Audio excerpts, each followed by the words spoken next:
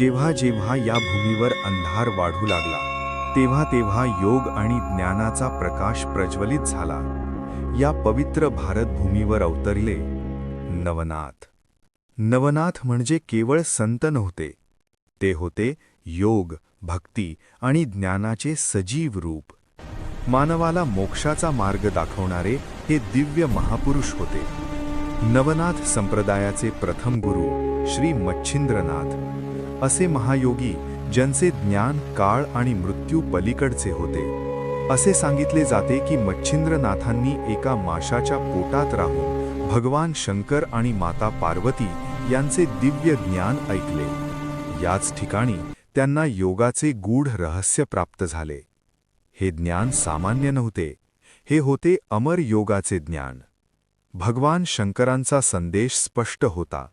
योग म्हणजे केवळ तपश्चर्या नव्हे, योग म्हणजे जीवन समजून घेण्याचा मार्ग. मच्छिंद्रनाथांनी योग फक्त स्वतःपुरता मर्यादित ठेवला नाही, तो सर्व मानवजातीसाठी खुला केला. त्यांचे जीवनच त्यांचा उपदेश होते. त्यांचे महान शिष्य झाले श्री गोरखनाथ. गुरु आणि शिष्य यांच्यातील ही परंपरा आजही अखंड प्रकाश देत आहे. मच्छिंद्रनाथांचे आशीर्वाद अनेकांचे जीवन बदलून टाकणारे होते. त्यांची करुणा, त्यांचे शब्द मनाला शांती देणारे होते.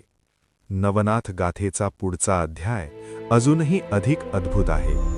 गोरखनाथ, योग आणि चमत्कारांचे प्रतीक, पुढील भागात.